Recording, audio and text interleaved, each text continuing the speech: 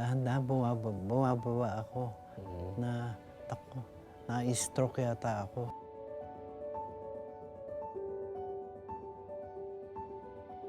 So after an hour ata o 2 hours, lumabas uli ako. Yung kinakausap ko yung bayaw ko, may napansin siya sa akin na garar-gar na yung boses ko, yung nagngongongo na yung boses ko. So sabi niya sa akin, "Kuya, okay ka lang ba?" Tapos may napansin siya sa akin na yung laway ko, tumutulo na hanggang dito.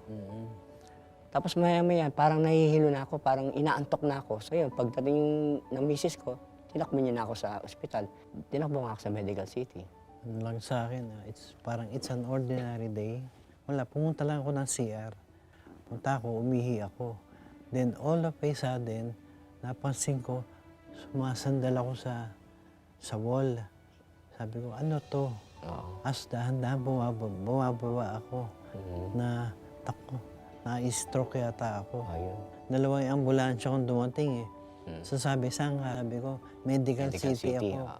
Tingin ko yung dasal, gumaling ka kagad kasi. Mga nag-aantay sa'yo, yung mga anak mo, yung sa trabaho, yung asawa mo na umaasa sa'yo, ganun.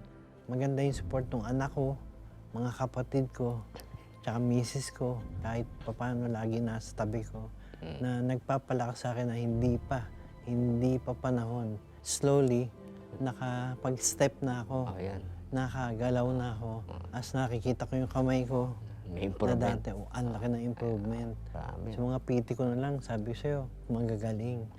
May nag-handle sa akin na matangkad, na kayang-kaya ko. Yun nagbigay sa akin ng inspiration na, Sir, bitawan mo na yung baston.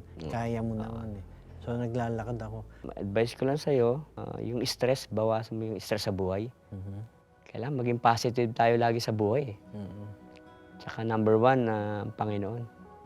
Siya, diyan tayo kumuha ng lagi ng lakas sa Kanya. Maging masaya lang tayo. Ayan. Kasi hiram lang to eh. No, hiram lang. Make the most of it.